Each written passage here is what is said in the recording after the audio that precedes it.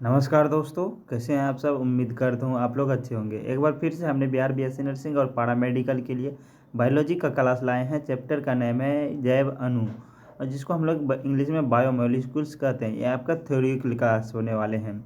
ये जो क्लास होने वाले हैं आपका पूरा एनसीईआरटी बेस है, तो आप लोग क्लास को एंड तक ज़रूर देखें, ठीक है। तो चलिए हम लोग आज की क्लास को स्टार्ट करते हैं। करने से पहले मैं आप लोगों से एक छोटी सी क्वेश्चन पूछूंगा। क्या लिविंग एंड नॉन लिविंग यानी कि सजीव और निर्जीव एक ही प्रकार के एलिमेंट्स एंड केमिकल मैटर्स के बने होते हैं? बहुत ही इजी सी क्वेश्चन है। क्या living and non living elements एक ही प्रकार के एलिमेंट्स एंड केमिकल मैटर्स के बने होते हैं? तो आपका राइट आंसर क्या होगा? अगर मैं आपसे पूछूं क्या लिविंग एंड नॉन लिविंग एक ही प्रकार के एलिमेंट्स एंड या फिर जो है रासायनिक पदार्थों के बने होते हैं, तो आपका राइट आंसर क्या होगा? या फिर पता लगाया, एनालिसिस किया, तो उन्होंने दो चीज़ें ली है। एक लिया लिविंग, ठीक है, यानी कि सजीव चीज़ें लिए, और दूसरा चीज़ लिया उन्होंने अर्थ क्रस्ट, ठीक है। निर्जीव चीज़ों में उन्होंने अर्थ क्रस्ट लिया, और दोनों में जब एनालिसिस किया तो उन्होंने पाया लिविंग चीज़ों में जितने भी हैं, लिविंग में जो है कार्बन मिले और नॉन लिविंग में भी कार्बन मिले, ठीक है। उसके बाद जो है हम लोगों में लिविंग में जो है हाइड्रोजन मिला, और इधर भी हाइड्रोजन मिला, यानी कि अर्थ क्रस्ट में भी हाइड्रोजन मिला, और हम लोगों में भी ऑक्सीजन मिला इधर भी, यानी अर्थ क्रस्ट में भी उसको ऑक्सीजन मिला, ठीक है। और हम लोगों में भी कैल्शियम मिले, इधर भी कैल्शियम मिले, इधर हम लोगों में मैग्नीशियम है और इधर भी मैग्नीशियम पाया गया, ठीक है। जब सब चीज़ें सेम ही हैं, यानी कहने का मतलब है जब लिविंग एंड नॉन लिविंग में जो है इधर भी कार्बन, इधर भी हाइड्रोजन, ऑक्सीजन, कैल्शियम, मैग्नीशियम मिलता है, और अर्थ क्रस्ट में भी हम लोगों को carbon, hydrogen, oxygen, calcium, magnesium, ये सभी सारी चीज़ें मिलती हैं। तो मेन रीज़न क्या है हम लोगों को लिविंग होने का और अर्थ क्रस्ट का नॉन लिविंग होने का? क्या रीज़न होता है, मेन रीज़न क्या है? तो इसमें गाइज हम लोगों में वो कौन सी चीज़ें हैं जो लिविंग और नॉन लिविंग को डिफरेंट करते हैं? तो वो है हम लोगों की क्वांटिटी की, ठीक है। तो वह क्वांटिटी कौन कौन सी है? हाइड्रोजन, सबसे पहले हम हाइड्रोजन की बात कर लेते हैं। हाइड्रोजन में जो गुड प्रॉपर्टी होते में जो हाइड्रोजन पाया गया, तो अर्थ क्रस्ट जिसको हम लोग कहते हैं, वहाँ पे 0.14% ही सिर्फ जो है हाइड्रोजन मिला, ठीक है। लेकिन हम लोगों में 0.5% मिला, ठीक है। हम लोगों में मनुष्य शरीर में 0.5 मिला, ठीक है। उसके बाद बात कर लेते हैं कार्बन की, ठीक है। कार्बन में 0.03% है, लेकिन हम लोगों में कितना है?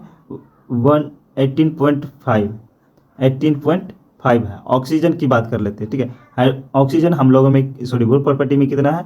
46.6, ओनली 46.6% जो है यहाँ पे भू प्रॉपर्टी में ऑक्सीजन मिला, लेकिन हम लोगों में कितना है? 45% ऑक्सीजन है, ठीक है। नाइट्रोजन की बात कर लेते हैं। हम लोगों में नाइट्रोजन कितना है? भू प्रॉपर्टी में बहुत ही कम है, लेकिन वहीं पे हम लोगों में 3.3 यानी कि 3.3% है, ठीक है। सल्फर यहाँ पे देख रहे 0.03, ठीक है। जितना कार्बन है उतना ही सल्फर है, लेकिन हम लोगों में 0.3 है, ठीक है। यहाँ भी हम लोग ज़्यादा है, ठीक है। मतलब देखा जाए तो एक ओवरऑल जो मेन चीज़ें हैं, हाइड्रोजन है, ऑक्सीजन है, कार्बन है, नाइट्रोजन है, ये सभी हम लोगों में ज़्यादा है, इसलिए हम लोग क्या है? लिविंग है, और ये नॉन लिविंग है, ठीक है। लेकिन बने तो होते हैं एक ही प्रकार की चीज़ों के। नॉन लिविंग थिंग्स यानी कि भू प्रॉपर्टी भी में भी carbon, hydrogen, oxygen, sulphur, calcium, ये सभी मिले, हम लोगों में भी मिला, लेकिन यहाँ पे हम लोगों में थोड़ी सी मात्रा जो है ना ज़्यादा है, ठीक है। जब हम बायोमोलिक्यूल्स पढ़ते हैं तो हमारे दिमाग में एक और क्वेश्चन आते हैं कि कौन कौन से ऑर्गेनिक एंड इनऑर्गेनिक कंपाउंड्स मिलते हैं, यानी कि कार्बनिक और कार्बनिक कंपाउंड्स मिलते हैं। तो इसके लिए हम लोग क्या करते हैं? सबसे पहले रासायनिक पदार्थों का संगठन करते हैं। रासायनिक पदार्थों का संगठन कैसे करते हैं? तो हम लोग क्या करते हैं? एक लिविंग टिश्यू लेते हैं, ठीक है। एक लिविंग, इसके लिए हम लोग एक लिविंग टिश्यू लेंगे। लिविंग टिश्यू मतलब समझते होंगे आप लोग, सजीव ऊतक, ठीक है। इसको क्या करते हैं? ट्राइक्लोरो एसिटिक एसिड के साथ, ठीक है। किसके साथ? ट्राइक्लोरो एसिटिक एसिड के साथ मिक्स करते हैं, और इसका जो है हम लोग क्या करते हैं? पेस्ट बना लेते हैं, ठीक है। इसका क्या करते हैं? हम लोग पेस्ट बना लेते हैं। फिर पेस्ट बनाने के बाद इसको अच्छे तरीके से यानी कि द्रवित कर करके इसको क्या करते हैं? हम लोग छानते हैं, ठीक है। इसको छानते हैं। पहले हमने क्या किया? किसी लिविंग टिश्यू लेकर के उसको ट्राइक्लोरो एसिटिक एसिड के साथ मिला करके पूरे तरीके से पेस्ट कर देते हैं, यानी कि द्रवित कर देते हैं, यानी स्लरी बना लेते हैं इसका, ठीक है। फिर इसका हम लोग क्या करते हैं, इस पर जो है कॉटन कपड़े से रख करके इसको हम लोग क्या करते हैं, इसको जो है छानने का काम करते हैं, ठीक है। इसको छानने का काम करते हैं तो क्या होते हैं, छोटे छोटे मॉलिक्यूल्स जो होते हैं इसे छान करके नीचे आ जाते हैं, ठीक है। और कुछ जो है ऊपर ही रह जाते हैं। जो ऊपर रह जाते हैं यानी कि छानित नहीं होते हैं, वो होते हैं मैक्रोमोलिक्यूल्स। मैक्रोमोलिक्यूल्स, ठीक है। और जो छन जाते हैं उसको हम लोग माइक्रोमोलिक्यूल्स बोलते हैं। इसका आकार जो था मैक्रोमोलिक्यूल्स का आकार 1K से अधिक होता है, ठीक है। 1K से यानी कि 1000 डाल्टन से अधिक होता है। और माइक्रो का 18 डाल्टन से अधिक, और जो है 100 डाल्टन से छोटा होता है, ठीक है। ये होते हैं जब हम क्या करते हैं, लिविंग टिश्यू को ट्राइक्लोरो एसिटिक एसिड के साथ मिक्स करके उसका जो है क्या बना लेते हैं, स्लरी, यानी कि ये पूरा जो है द्रव बना लेते हैं। स्लरी बना करके इसको जब हम छानते हैं तो हमको दो प्रकार की चीज़ें प्राप्त होते हैं, मैक्रोमोलिक्यूल्स और माइक्रोमोलिक्यूल्स।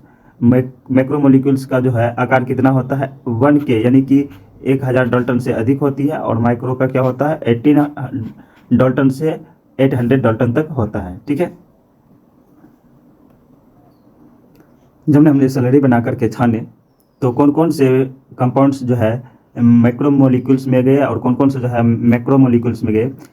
जो कंपाउंड्स छान करके नीचे आ गए तो उसको हम लोग एसिड सोल्यूबल पूल कहते हैं या एसिड सोल्यूबल फ्रैक्शन कहते हैं, ठीक है। और जो नहीं गए उसको हम लोग एसिड इनसोल्यूबल फ्रैक्शन कहते हैं या मैक्रोमोलिक्यूल्स कहते हैं, ठीक है।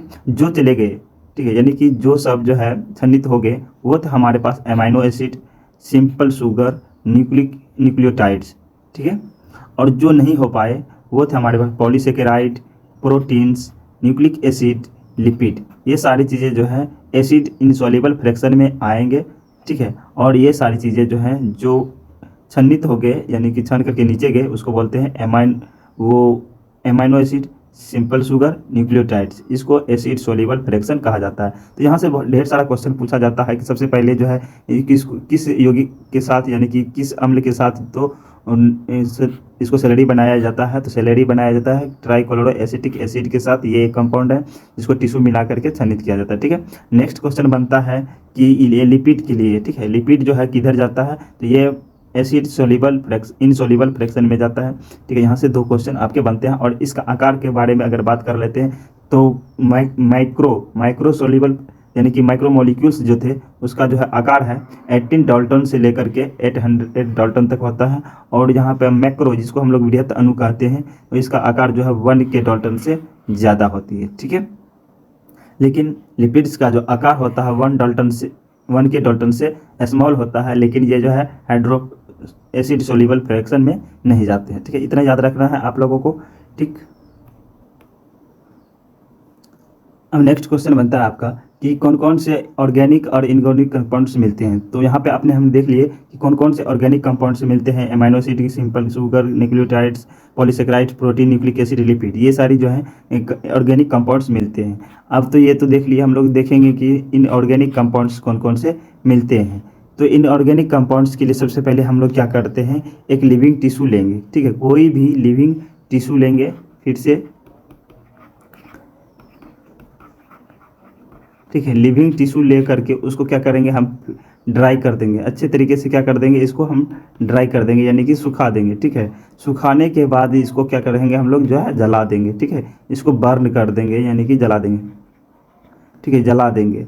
जलाने के बाद क्या होगा कि इसका जो है टिश्यू को जलाने के, मान लिया जाए ये टिश्यू है आपका, इसको जलाने के बाद क्या होगा, इसका CO2 गैस जो है, कार्बन जो है पूरे तरीके से ख़त्म हो जाएंगे, यानी कि जो है CO2 के रूप में जो है निकल जाएंगे। यहाँ पे बचेगा क्या, सिर्फ और कार्बनिक पदार्थ, क्योंकि हमने तो कार्बन को जो है जला करके और कार्बन डाइऑक्साइड के रूप में मुक्त कर दिए यानी कि हटा दिए। तो अब हमारे पास क्या बचेगा, सिर्फ कार्बनिक पदार्थ बचेंगे, ठीक है। तो कार्बनिक पदार्थों के रूप में कौन कौन सी वो चीज़ें हैं जो बचते हैं वो हम देखते हैं। तो वो कार्बनिक पदार्थों के रूप में हमारे पास आ जाता है सोडियम, पोटेशियम, कैल्शियम, मैग्नीशियम, जल, और भी यौगिक होते हैं जैसे sodium chloride, calcium carbonate, phosphate, sulphate. ठीक है, तो ये सारे क्वेश्चन पूछे जाते हैं। सोडियम रहता है Na+ के रूप में, पोटेशियम रहता है K+ के रूप में, कैल्शियम रहता है 2+ के रूप में, और मैग्नीशियम भी 2+ के रूप में रहता है, यानी कि इसका जो है 2 इलेक्ट्रॉन त्याग किया हुआ रहता है। उसके बाद जल तो है ही, उसके बाद सोडियम क्लोराइड, कैल्शियम कार्बोनेट, उसके बाद है फॉस्फेट, उसके बाद है आपका सल्फेट। ठीक है, ये सारी हमको जो है इनऑर्गेनिक कंपाउंड के रूप में मिलते हैं। ठीक है, अब है कौन सी चीज़ें जो है कितनी मात्रा में हम लोगों के शरीर में मिलते हैं। यानी कि अगर हम जल की बात करें तो जल हमारे शरीर में कितनी प्रतिशत मात्रा के रूप में रहता है, तो जल जो रहता है वो 70 to 90% हमारे शरीर में बॉडी में रहता है। ठीक है, प्रोटीन रहता है उसके बाद 10 से 15%, उसके बाद कार्बोहाइड्रेट है 3%, उसके बाद लिपिड है 2%, उसके बाद न्यूक्लिक एसिड जो कि 5 से 7% रहता है, उसके बाद आयन 1% रहता है। ठीक है, ये आपको इन्हें याद करना है। ठीक है, ये आपको क्या करना है, याद कर लेना है इन चीज़ों को। अब हम लोग पढ़ेंगे प्राइमरी मेटाबोलाई और सेकेंडरी मेटाबोलाई। ठीक है, मेटाबॉलिज्म के बारे में पढ़ेंगे। प्राइमरी मेटाबॉलिज्म क्या होते हैं? प्राइमरी मेटाबोलाइट और compounds directly involved in organism essential physiological process such as a normal growth, development and reproduction। यानी कि प्राइमरी मेटाबॉलिज्म उसे कहेंगे जो हम लोगों के जो है ना फिजिकल प्रोसेस में जो है डायरेक्टली काम करते हैं, जैसे कि ग्रोथ में हो गया, डेवलपमेंट हो गया और रिप्रोडक्शन में ये हेल्प करते हैं। ठीक है, और जो है प्राइमरी मेटाबॉलिज्म में कौन कौन से आते हैं? प्राइमरी मेटाबॉलिक में आ जाता है हमारा कार्बोहाइड्रेट आ जाते हैं, प्रोटीन्स आ जाता है, एमाइनो एसिड आ जाता है, उसके बाद लिपिड आ जाते हैं, उसके बाद न्यूक्लिक एसिड आ जाते हैं। ये सभी जो है हमारे क्या है, प्राइमरी मेटाबॉलिक है। ठीक है, पदार्थ है जिसका हमारे शरीर में यूज होते हैं। ये सभी जो है प्राइमरी मेटाबॉलिज्म होते हैं। एक सेकेंडरी मेटाबॉलिज्म होता है जिसका शरीर में यूज ही नहीं होता है, लेकिन ये बनते हमारे शरीर में नहीं है, ये पेड़ पौधे में यानी कि पादप में बनते हैं। ठीक है, ये सारी किस में बनते हैं? पादप में बनते हैं, और ये सेकेंडरी मेटाबॉलिज्म कहलाते हैं, यानी कि द्वितीयक उपापचय पदार्थ कहलाते हैं। ठीक है, तो द्वितीयक उपापचय पदार्थ में कौन कौन से आते हैं? तो द्वितीय उपापचय पदार्थ में आ जाता है पहला हमारा पिगमेंट। ठीक है, जिसको हम लोग वर्णक बोलते हैं हिंदी में, इसको अंग्रेजी में पिगमेंट बोला जाता है। ठीक है, पिगमेंट में कौन कौन से आते हैं? कैरोटीनॉइड्स आ जाते हैं, एंथ्रोसाइनिन्स आ जाता है। यहाँ से कोई ढेर सारी क्वेश्चन पूछे जाते हैं तो आपको याद करना है। वर्णक कौन कौन से हैं? कैरोटीनॉइड्स, एंथ्रोसाइनिन्स। ठीक है, उसके बाद जो है एक्लॉइड, जिसको जो हम लोग मॉर्फिन और कोडेसिन के रूप में यूज करते हैं। ये आपको जो है ना कई बार क्वेश्चन में पूछा जाता है, इनमें से कौन जो है मॉर्फिन है या कोडेसिन है? एल्को एलॉइड जो है इसका राइट आंसर हो जाएगा। टर्पिनॉइड्स जो है मोनोटर्पिन्स और डेटरेंट्स हैं। ठीक है, यहाँ पे क्वेश्चन पूछेगा एपिट्रिन्स है, और ये सारे क्वेश्चन जो है आपके ऑप्शन में रहेंगे। ठीक है, उसके बाद है आवश्यक तेल भी इससे बनाया जाता है, नींबू घास तेल आदि। उसके बाद है टॉक्सिन पदार्थ। ठीक है, एम्ब्रिन और रेसिन, एम्ब्रिन और रेसिन। उसके बाद है लेटिक्स, ये जो है किससे बनाया है? कोकेनियल एलेन ए से। यहाँ से भी क्वेश्चन पूछा गया है बीएससी नर्सिंग में। उसके बाद ड्रग्स, वेनोसोलिन और कुरकुमिन आदि आते हैं, ये सब जो है ना इससे क्या बनते हैं? ड्रग्स बनाया जाता है। उसके बाद बहुलक पदार्थ जिसमें रबर, गोंद, सेलुलोज ये सभी आते हैं। तो आपको इन सभी को क्या करना है? याद कर लेना है। ठीक है, सेकेंडरी मेटाबॉलिज्म में कौन से आएंगे? वर्णक, एल्कोलॉइड, ट्रिपिनॉइड्स, आवश्यक तेल, टॉक्सिन, लेटिक्स, ड्रग्स, बहुलक पदार्थ। और इसका यूज कहाँ किया जाता है? तो उसको आपको याद कर लेना है। ठीक है, यहाँ से हम जब ऑब्जेक्टिव क्वेश्चन करवाएंगे तो आप लोगों को यहाँ से रिवीजन हो जाएगा। ठीक है, कार्बोहाइड्रेट या शर्करा, जिसको हम लोग शुगर के नाम से जानते हैं। ठीक है, इसका एक और अन्य नाम है सेकेराइड। ठीक है, याद रखिएगा आप लोग, इसका एक और नाम है सेकेराइड। कार्बोहाइड्रेट बेसिकली होता क्या है? कार्बोहाइड्रेट हाइड्रेट ऑफ कार्बन होता है। हाइड्रेट ऑफ कार्बन को ही हम लोग क्या बोलते हैं? कार्बोहाइड्रेट के नाम से जानते हैं। ठीक है, कार्बोहाइड्रेट क्या है? Hydrate of carbon. इसमें जो है कार्बोहाइड्रेट में 2 फंक्शनल ग्रुप आपको देखने के लिए मिलेंगे। पहले आप देख सकते हैं एल्कोहलिक फंक्शनल ग्रुप होता है जिसको OH लिखा जाता है। दूसरा फंक्शनल ग्रुप होता है एल्डिहाइड जिसको CHO, या फिर जो है इसके जगह पर आपको कीटोन फंक्शनल ग्रुप यानी कि CO देखने के लिए मिल सकते हैं। ठीक है। इसको एल्डिहाइड फंक्शनल ग्रुप बोलते हैं और इसको कीटोन फंक्शनल ग्रुप, या जो कार्बोहाइड्रेट होते हैं दो में से एक होगा प्रेजेंट, और एल्कोहल फंक्शनल ग्रुप तो होगा ही, ठीक है, सभी कार्बोहाइड्रेट में। और सबसे सिंपल कार्बोहाइड्रेट को हम लोग सिंपल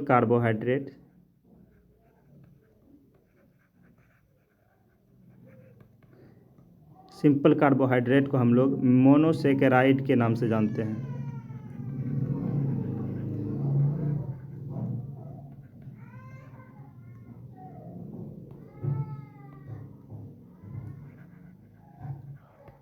मोनोसेकेराइड के नाम से जानते हैं। सबसे सिंपल कार्बोहाइड्रेट को हम लोग मोनोसेकेराइड कहते हैं, जिसमें मोनो का मतलब जो होता है वन होता है, और जो है सेकेराइड का मतलब जो है शुगर होता है, ठीक है। तो मोनोसेकेराइड क्या होते हैं, एक ही शुगर जिसमें होगा प्रेजेंट होगा उस, या फिर जो है एक ही कार्बोहाइड्रेट को हम लोग क्या बोलते हैं, मोनोसेकेराइड कहते हैं, ठीक है।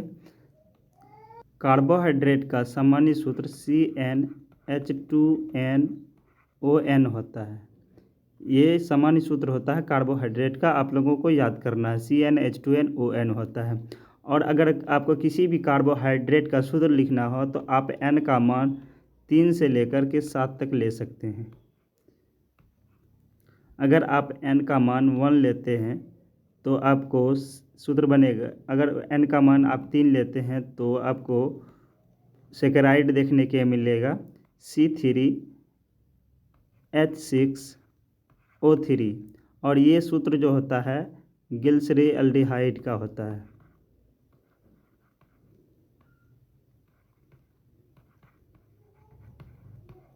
ग्लिसरॉल्डिहाइड का सूत्र होता है, ठीक है। अगर आप n का मान 4 लेते हैं तो आपको C4H8O4 देखने के लिए मिलेगा, और ये जो सेकेराइड बनेगा वो जो है आपका है एरिथ्रोज, एक प्रकार का मोनोसेकेराइड होता है, ठीक है। अगर आप n का मान 5 लेते हैं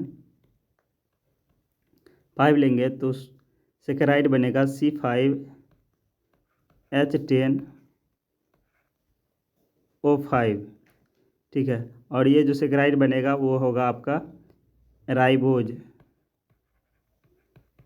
ये बेसिकली आरएनए में पाया जाता है, तो आप लोगों को याद होगा आरएनए राइबो न्यूक्लिक एसिड, ठीक है, न्यूक्लिक एसिड में पाया जाता है, राइबो न्यूक्लिक एसिड में C5H10O5, ठीक है।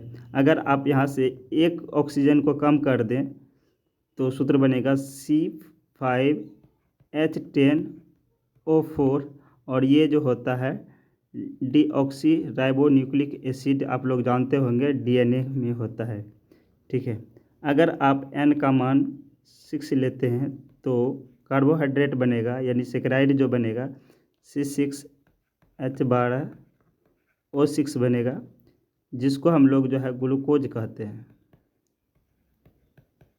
कोज, या फिर इसी को हम लोग फ्रक्टोज कहते हैं। ग्लूकोज और फ्रक्टोज का जो सामान्य सूत्र होता है बेसिकली दोनों का सेम ही होता है, ठीक है। तो याद रखिएगा आप लोग, ग्लूकोज का, एरिथ्रोज का, राइबोज का और ग्लिसरॉल्डिहाइड का, ठीक है। ये चारों आप लोगों को क्या करना है, याद कर लेना है, ठीक है। बहुत ही इजी है याद करना, ठीक है। आप जिस तरीके से हम बताए हैं उस तरीके से आप याद कर सकते हैं। अब हम लोग पढ़ेंगे सबसे सिंपल कार्बोहाइड्रेट ग्लूकोज के बारे में, जिसको हम लोग जो है, जिसका सामान्य सूत्र होता है C6H12O6 होता है। अभी हमने बताया कोई भी कार्बोहाइड्रेट रहे तो उसमें 2 फंक्शनल ग्रुप होते हैं, एक तो होता है OH फंक्शनल ग्रुप, या फिर दूसरा होता है कीटोन फंक्शनल ग्रुप, या फिर इसके जगह पे एल्डिहाइड फंक्शनल ग्रुप होता है। तो ग्लूकोज में कौन सी फंक्शनल ग्रुप होती है, तो ग्लूकोज में आपको CHO यानी कि एल्डिहाइड फंक्शनल ग्रुप देखने के लिए मिलेंगे, ठीक है। इसके एक अन्य नाम से जाना जाता है जिसको हम लोग डेक्सट्रोज कहते हैं, ठीक है। इसको एक अन्य नाम से जाना जाता है जिसे हम लोग क्या बोलते हैं, डेक्सट्रोज कहते हैं, ठीक है। ये अंगूर में पाया जाता है। ये कहाँ पाया जाता है? ये इस पर ग्लूकोज कहाँ पाया जाता है? अंगूर में पाया जाता है,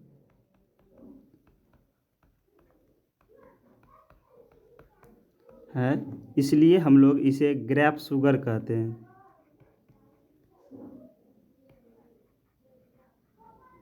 ठीक है, और ये मक्के में पाया जाता है।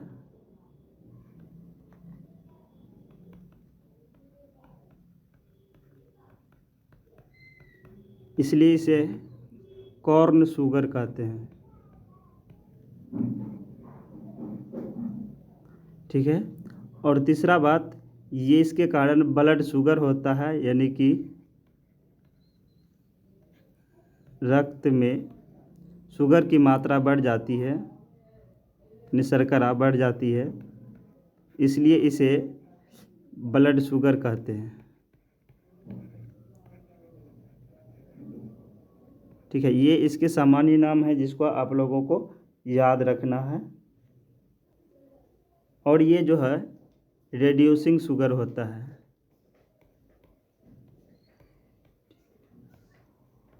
ये एक रेड्यूसिंग शुगर है। ये भी आप अब हम लोग दूसरा मोनोसेकेराइड कार्बोहाइड्रेट के बारे में पढ़ेंगे, फ्रक्टोज के बारे में, जिसका सामान्य सूत्र C6H12O6 होता है, अभी हमने बताए। और इसमें जो फंक्शनल ग्रुप होंगे वो आपको एक तो एल्कोहलिक फंक्शनल ग्रुप तो होंगे ही, और एल्डिहाइड की जगह पे यहाँ पे आपको कीटोन फंक्शनल ग्रुप देखने के लिए मिलेंगे। ठीक है, और ये जो है इसमें क्रियात्मक समूह तो आपको बताता है कि क्या होगा, CO यानी कि कीटोन फंक्शनल ग्रुप होंगे। ठीक है, और इसे हम लोग दूसरा नाम फ्रूट शुगर कहते हैं। इसे हम लोग फ्रूट शुगर के नाम से जानते हैं, क्योंकि ये सामान्यतः सभी शुगर में पाया जाता है। अब सेक्शन ग्रेप्स के बारे में बताए थे। ग्रेप्स में ग्लूकोज पाया जाता है, ना कि फ्रक्टोज। ठीक है, और यह सबसे मीठी शर्करा है। यह सबसे मीठी शर्करा है। यहाँ से क्वेश्चन पूछ सकता है इनमें से कौन सबसे मीठी शर्करा है, तो फ्रक्टोज सबसे मीठी शर्करा है। यह सभी फ्रूट में पाया जाता है। इतना चीज़ आप लोगों को याद रखना है फ्रक्टोज के बारे में। अब हम लोग पढ़ेंगे reducing and non reducing sugar क्या होते हैं। तो ये केमिकल प्रॉपर्टी ऑफ मोनोसेक्राइड में आते हैं, तो उसमें पढ़ेंगे। ठीक है, ऑक्सीकरण में। ठीक है, जिन मोनोसेक्राइड में स्वतंत्र एल्डिहाइड अथवा कीटोन समूह होते हैं, बताए थे ना, किसी भी सेक्राइड में या फिर जो है किसी भी कार्बोहाइड्रेट में आपको एल्डिहाइड समूह या तो कीटोन समूह देखने के लिए मिलेंगे, और एक अल्कोहलिक समूह क्रियात्मक समूह देखने के लिए मिलेंगे, वही है। तो मोनोसेक्राइड में स्वतंत्र एल्डिहाइड समूह या अथवा कीटोन समूह होंगे, तो वे क्या करेंगे, क्यूप्रक यानी कि 2+ आयन को, Cu2+ आयन को क्या करेंगे, अपचयन कर देंगे। ठीक है, किसमें, तो क्यूप्रस यानी कि Cu+ आयन में, तथा इस प्रक्रिया में स्वयं ऑक्सीकृत हो जाते हैं। इस प्रकार की शर्करा को क्या कहते हैं हम लोग, अपचयी शर्करा यानी कि रेड्यूसिंग शुगर कहते हैं। ठीक है, रेड्यूसिंग शुगर समझ गए क्या होते हैं। मोनोसेक्राइड के इसी गुण के आधार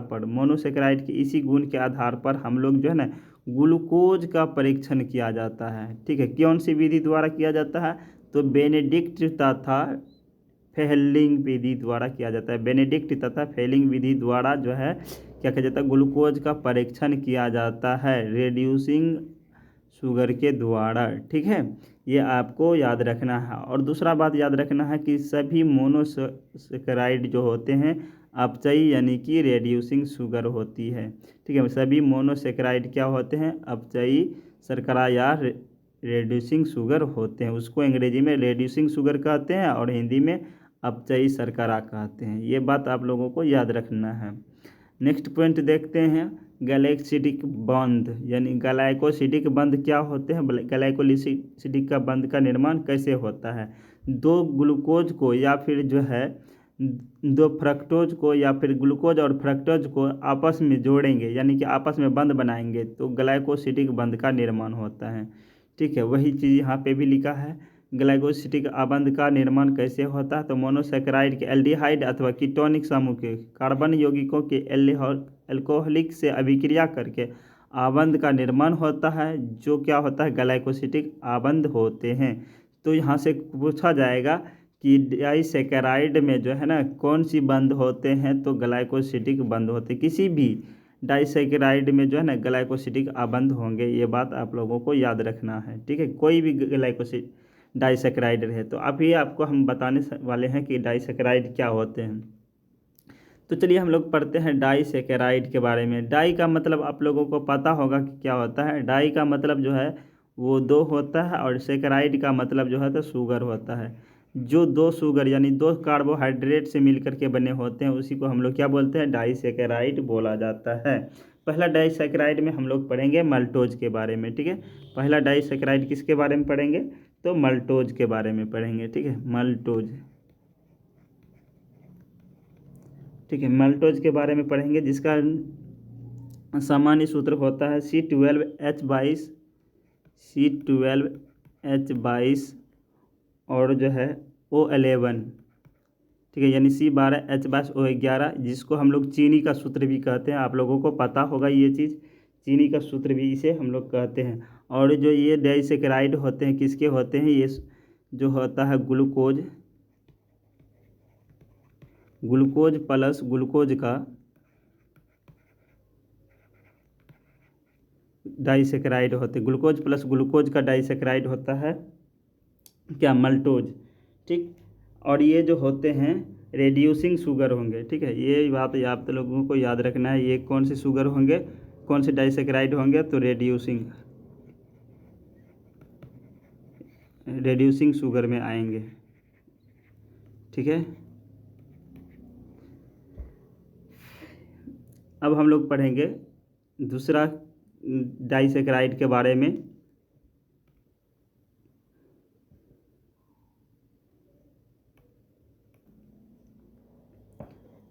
अब हम लोग दूसरा डाइसेकेराइड देखते हैं, जिसका नाम है सुक्रोज, ठीक है। सुक्रोज जो है डाइसेकेराइड है, और इसका सामान्य सूत्र वही होता है C12H22 और O11, यानी C12H22O11, ठीक है, जिसको चीनी का सूत्र भी कहते हैं, सुक्रोज, ठीक है। ये जो होता है सुक्रोज जो है ये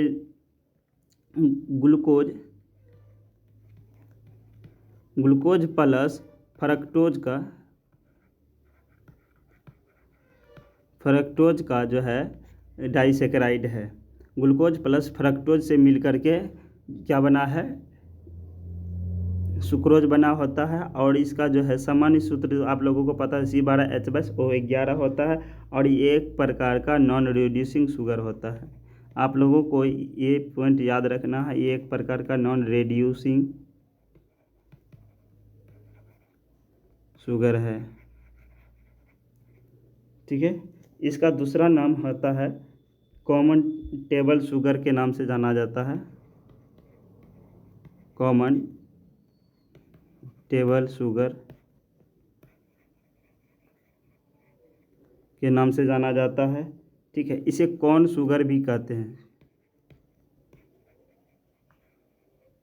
ठीक है। इसका दूसरा नाम है कॉर्न शुगर, ठीक है। ये पॉइंट आपको याद रखने है, बहुत ही इंपॉर्टेंट है सुक्रोज के बारे में। पहला क्या? सुक्रोज का सूत्र याद रखना है C12H22O11, और ये किसका डाइसेकेराइड है? ग्लूकोज प्लस फ्रक्टोज का, ठीक है। उसके बाद ये नॉन रिड्यूसिंग होते हैं, ठीक है, याद रखना है, ये नॉन रिड्यूसिंग शुगर होते हैं। और इसका कॉमन टेबल शुगर दूसरा नाम है, कॉर्न शुगर भी इसका अन्य नाम है, ठीक है। याद रखना है आप लोगों को, यहाँ से बहुत सारे क्वेश्चन पूछे जाते हैं, ठीक है।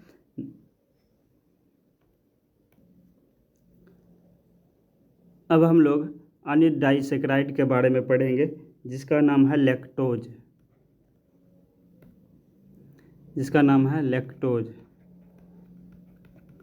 ठीक है। लैक्टोज का सामान्य सूत्र क्या होता है? लैक्टोज का सामान्य सूत्र वही होगा C12H6 C12H22O11, यही होते हैं। और ये जो है ग्लूकोज ग्लूकोज प्लस ग्लूकोज का डाइसैकेराइड होते हैं। ये मिल्क में ज़्यादा पाए जाते हैं, यानी कि दूध में पाया जाता है। इसलिए इसे हम लोग क्या बोलते हैं, मिल्क शुगर के नाम से जानते हैं। ठीक है, इसलिए इसे कौन सा शुगर कहते हैं, मिल्क शुगर कहा जाता है। ठीक है, और इसके बाद जो है ये जो होते हैं रेड्यूसिंग शुगर होते हैं, ये भी क्या होते हैं, रेड्यूसिंग शुगर होते हैं।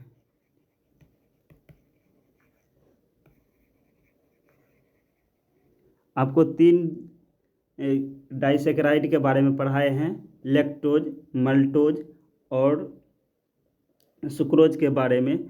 तो आप लोगों को ध्यान में रखना है, सिर्फ सुक्रोज जो है क्या है, रेड्यूसिंग है, बाकी बात सब क्या है, रेड्यूसिंग शुगर है। तो ये पॉइंट आपको ध्यान में रखना है। ये दूध में ज़्यादा पाए जाते हैं, इसलिए इसका नाम जो है मिल्क शुगर के नाम से जाना भी जाता है। और इसका सामान्य सूत्र C12H12O11 H22 होगा, H22 होगा। ठीक है, ये पॉइंट आप लोगों को ध्यान में रखना है।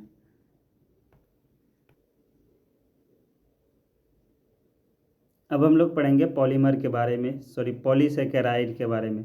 ठीक है, पॉलीसैकेराइड, पॉली मतलब तो आप लोग जानते होंगे कि होता है वेरी, पॉली मतलब वेरी यानी कि बहुत, सैकेराइड मतलब होता है शुगर। जो बहुत सारे शुगर से मिलकर के यानी कि कार्बोहाइड्रेट से मिलकर के बने होते हैं उसको हम लोग पॉलीसैकेराइड कहते हैं। पॉलीसैकेराइड में पहला हम लोग पढ़ेंगे स्टार्च के बारे में। ठीक है, इसके बारे में पढ़ेंगे स्टार्च। ठीक है, जो सामान्यतः पादप में पाया जाता है, आप लोगों को पता होगा कि स्टार्च जो है पादप में ज़्यादा पाए जाते हैं। और जो है इसका सामान्य सूत्र होता है C6H10O6 यानी N का मतलब है इससे ज़्यादा हो सकते हैं। स्टार्च ये जो एमाइलो, ये 2 रूप में रहते हैं, एमाइलोज और एमाइलोपेक्टिन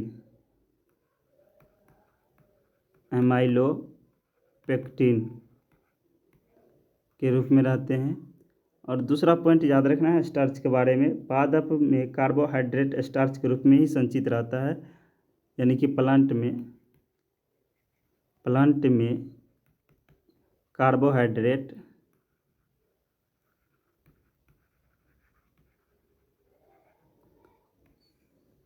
किस रूप में रहता है, स्टोर इन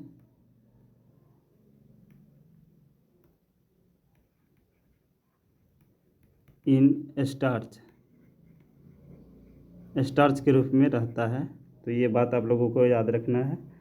ठीक है, इसमें इसका जो है ना, अगर I2 के साथ है नीला तथा काला रंग देता, I2 के साथ अगर इसको मिक्स किया जाता है तो यानी कि इसका परीक्षण किया जाता है तो ये कैसा रंग देगा, नीला तथा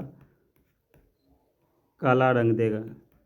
ये भी रंग से भी क्वेश्चन पूछ लिया जाता है, तो इसलिए हमने आपको बता दिए। ठीक है, ठीक है। अब दूसरा पॉलीसैकेराइड के बारे में पढ़ेंगे, ग्लाइकोजन के बारे में। ग्लाइकोजन, ठीक है, ग्लाइकोजन ग्लूकोज का पॉलीमर होता है। ये ग्लाइकोजन जो है ग्लूकोज, इसे पहले जो पढ़ाए स्टार्च, ये भी ग्लूकोज का ही पॉलीमर है। और ग्लाइकोजन जो है ये भी जो है ग्लूकोज का पॉलीमर होता है। ग्लाइकोजन किसका पॉलीमर होता है, तो ये ग्लूकोज का पॉलीमर होता है, पॉलीसैकेराइड होता है। जंतु में भोजन ग्लाइकोजन के रूप में रहता है। ठीक है, जंतुओं में जो भोजन पाए जाते हैं यानी कि संचित रहता, जंतु में भोजन ग्लाइकोजन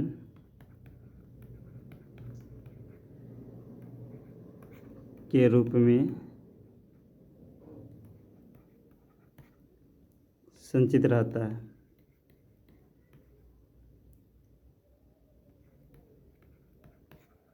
ठीक है, याद रखना है आप लोगों को। और कवक में भी इसी पर ग्लाइकोजन के भी रूप में रहता है कवक में। ठीक है, कवक में भी यही रहता है।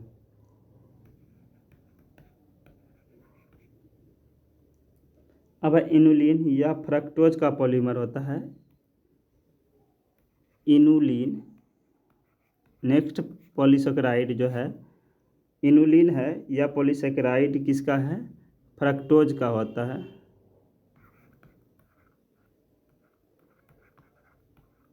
फ्रक्टोज का पॉलीसेकेराइड होता है। ठीक है, और जो है इसको किडनी फंक्शन टेस्ट में इसका प्रयोग किया जाता है। इनुलिन का प्रयोग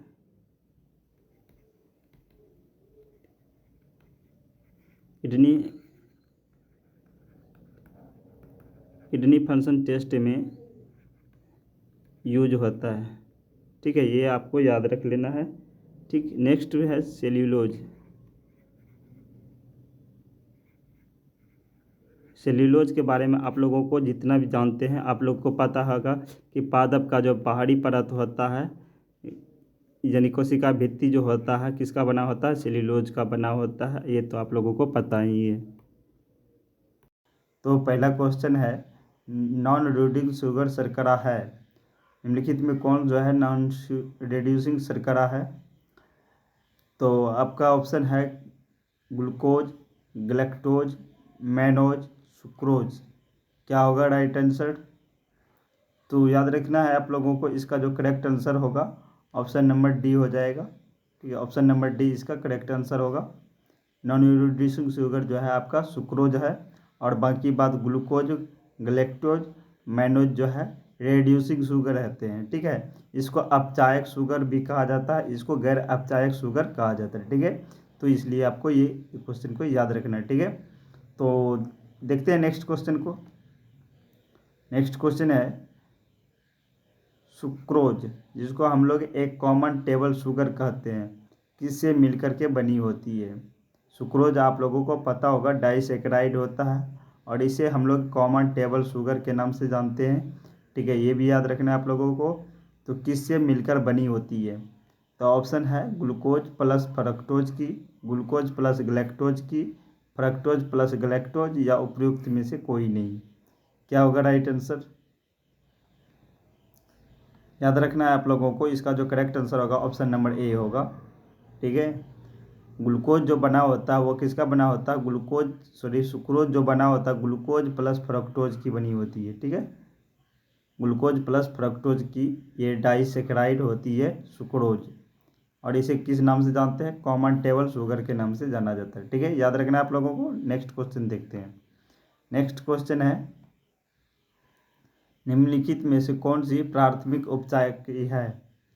निम्नलिखित में से कौन सी जो है प्राथमिक उपापचयी है, यह आप लोगों को बताना है। निम्नलिखित में से कौन प्राथमिक उपापचयी है, यानी कि प्राइमरी मेटाबोलाई इनमें पूछा जा रहा है आप लोगों से। निम्नलिखित में से कौन जो है प्राइमरी मेटाबोलाई है, यानी कि प्राथमिक उपापचयी है? अगर आप लोग क्लास किए होंगे तो इसका मैंने ना डिटेल से बताया है। तो क्या होगा राइट आंसर? ऑप्शन है आपके पास एल्कोलाइड, रबर, एमिनो अम्ल, रंग द्रव्य। यहाँ पे आपको प्राइमरी मेटाबोलाई पूछा गया है, यानी कि प्राथमिक उपापचयी। तो इसका करेक्ट आंसर क्या होगा? यहाँ पे करेक्ट आंसर हो जाएगा एमिनो अम्ल। ठीक है, एमिनो अम्ल इसका करेक्ट आंसर होगा। और एल्कोलाइड, रबर और रंग द्रव्य यानी जिसको पिगमेंट बोला जाता है, ये सब जो है सेकेंडरी मेटाबोलाई में आते हैं। ठीक है, और इसको जो है द्वितीयक उपापचयी कहा जाता है। ठीक है, याद रखना है आप लोगों को। नेक्स्ट क्वेश्चन देखते हैं। नेक्स्ट क्वेश्चन है example of secondary metabolite found in plants, यानी कि पौधे में पाए जाने वाले द्वितीयक उपापचयी का उदाहरण है, कौन सा होगा? ऑप्शन है आपके पास मॉर्फिन, ग्लाइसिन, स्टार्च, लिपिड। क्या होगा राइट आंसर? तो यहाँ पे करेक्ट आंसर होगा पौधों में पाए जाने वाले द्वितीयक उपापचयी जो होंगे वो हो जाएंगे मॉर्फिन। ठीक है, मॉर्फिन इसका करेक्ट आंसर होगा option number A. Next question देखते हैं। नेक्स्ट क्वेश्चन है निम्नलिखित में कौन जो है निम्नलिखित में कौन द्वितीयक उपापचयी नहीं है? यानी कि which is not a secondary metabolite, यानी कि निम्नलिखित में से कौन सी द्वितीयक उपापचयी नहीं है। यहाँ पे नहीं की बात कर रहा है, ये भी आपको ध्यान में रखना है, द्वितीयक उपापचयी नहीं है। तो एल्कलॉइड, टर्पेनॉइड, फिनोलिक, ग्लूकोज, क्या होगा राइट आंसर। यहाँ पे इसका करेक्ट आंसर हो जाएगा ऑप्शन नंबर डी, ग्लूकोज जो है द्वितीयक उपापचय में नहीं आते हैं। बाकी बात जो है एल्कलॉइड, टेरपेनॉइड, फिनोलिक, ये सब जो है सेकेंडरी मेटाबोलाई में आते हैं, ठीक है। तो इसलिए इसका करेक्ट आंसर हो जाएगा option number D, glucose. Next question देख लेते हैं। नेक्स्ट क्वेश्चन है which sugar is called milk sugar, यानी कि कौन सी शर्करा जो है दूध की शर्करा कहलाता है। Which sugar is called milk sugar. Option है आपके पास माल्टोज, लैक्टोज, ग्लूकोज, सुक्रोज। याद रखिएगा इसका जो करेक्ट आंसर होगा ऑप्शन नंबर बी होगा लैक्टोज, ठीक है। लैक्टोज को हम लोग मिल्क शुगर के नाम से जानते हैं। अगर आप क्लास किए होंगे तो उसमें हमने बताए हैं कि लैक्टोज को मिल्क शुगर के भी नाम से जाना जाता है, ठीक है। नेक्स्ट क्वेश्चन देख लेते हैं। और ग्लूकोज को हम लोग ग्रेप शुगर के नाम से जानते हैं, और सुक्रोज को अभी बताए कॉमन टेबल शुगर कहा जाता है। नेक्स्ट क्वेश्चन देखते हैं। नेक्स्ट क्वेश्चन है which polysaccharide is used in cotton fibre, यानी कि कौन सी पॉलीसेकेराइड का कपास के रेशे के रूप में प्रयोग किया जाता है। ऑप्शन है सेल्यूलोज, स्टार्च, ग्लाइकोजन, एमाइलेज। क्या होगा राइट आंसर। याद रखना है आप लोगों को, इसका जो करेक्ट आंसर होगा ऑप्शन नंबर ए होगा सेल्यूलोज, यानी कि सेल्यूलोज है एक पॉलीसेकेराइड है, ठीक, और इसका प्रयोग कपास रेशे के रूप में किया जाता है, ठीक। नेक्स्ट क्वेश्चन देख लेते हैं। नेक्स्ट क्वेश्चन है which of the following is disaccharide, यानी निम्नलिखित में जो है कौन डाइसेकेराइड है। निम्नलिखित में कौन सा डाइसेकेराइड है। Maltose, sucrose, galactose, all of these. क्या होगा राइट आंसर। तो याद रखना है इसका करेक्ट आंसर होगा ऑल ऑफ दीज, ठीक है। माल्टोज, सुक्रोज और ग्लैक्टोज ये सभी के सभी क्या है, डाइसेकेराइड है। माल्टोज जो है ग्लूकोज प्लस ग्लूकोज का डाइसेकेराइड है,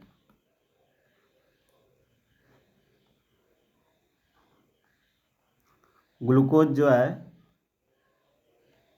माल्टोज जो है ग्लूकोज प्लस ग्लूकोज का डाइसेकेराइड होगा। सुक्रोज जो है ग्लूकोज प्लस फ्रक्टोज का डाइसेकेराइड है, और लैक्टोज जो है आपको ग्लूकोज प्लस ग्लूकोज का डाइसेकेराइड है, ठीक है। नेक्स्ट क्वेश्चन देख लेते हैं। नेक्स्ट क्वेश्चन है which sugar is commonly used called grape sugar. Which sugar is commonly called grape sugar, यानी ग्रेप शुगर को हम लोग किस शुगर को जानते हैं, सेकेराइड को कहते हैं, या शर्करा कहलाती है। कौन सी शर्करा, अंगूर की शर्करा कहलाती है। ऑप्शन है आपके पास glucose, fructose, lactose, maltose. Grape sugar में कौन सी शर्करा होती है, अगर आप क्लास किए होंगे तो आपको राइट आंसर पता होगा। इसका जो करेक्ट आंसर हो जाएगा ग्लूकोज। ग्लूकोज हम लोग ग्रेप शुगर के नाम से जानते हैं, और इसको ब्लड शुगर के भी नाम से जानते हैं, और कॉर्न शुगर के भी नाम से जानते हैं। इसको 3 नाम याद रखिएगा आप लोगों को, ठीक है। फ्रक्टोज को हम लोग फ्रूट शुगर के नाम से जानते हैं, फ्रक्टोज को हम लोग फ्रूट शुगर के नाम से जानते हैं, याद रखिएगा। और लैक्टोज को बताए थे मिल्क शुगर के नाम से जानते हैं, ठीक है। नेक्स्ट क्वेश्चन देख लेते हैं। नेक्स्ट क्वेश्चन है which test is use to detect reducing sugar, यानी कि अपचायक शर्करा की पहचान हेतु कौन सा परीक्षण प्रयोग होता है। ऑप्शन है बायूरेट परीक्षण, बेनेडिक्ट परीक्षण, आयोडीन परीक्षण, इनहाइड्रीनिंग परीक्षण। क्या होगा राइट आंसर। तो इसका करेक्ट आंसर हो जाएगा बेनेडिक्ट परीक्षण। आप लोगों को क्लास में बताए थे, अगर आपको शर्करा पहचानना है या शुगर को कौन सा रेड्यूसिंग शुगर है और नॉन रेड्यूसिंग शुगर है, तो इसके लिए आपको बेनेडिक्ट परीक्षण किया जाता है, ठीक है। बेनेडिक्ट परीक्षण किया जाता है, और इस हम लोग किससे करते हैं, कौन सी धातु इसमें यूज में लाया जाता है, कॉपर को, ठीक है, कॉपर इसमें यूज में लाया जाता है। ठीक है, याद इतना याद रखना है आप लोगों को इसके बारे में। ठीक है, नेक्स्ट क्वेश्चन देख लेते हैं। नेक्स्ट क्वेश्चन है, निम्नलिखित में से कौन सी जो है एक कीटोज शर्करा है, यानी कि किसमें बताए थे आप लोगों को कि कोई भी शर्करा हो, ठीक है, उसमें दो जो है क्रियात्मक समूह पाए जाते हैं। एक में CHO क्रियात्मक समूह यानी कि एल्डिहाइड समूह, और इसमें कीटोनिक समूह पाए जाते हैं। तो वही आप लोगों से पूछा जा रहा है कि निम्नलिखित में जो कौन जो है कीटोज शर्करा है, यानी कि किस में जो है क्रियात्मक समूह कीटोज पाए जाते हैं। तो राइट आंसर क्या होगा? Glucose, galactose, fructose, mannose. क्या होगा राइट आंसर? तो याद रखिएगा इसका जो करेक्ट आंसर होगा फ्रक्टोज। ठीक है, फ्रक्टोज में क्रियात्मक समूह के रूप में कौन सा पाए जाते हैं?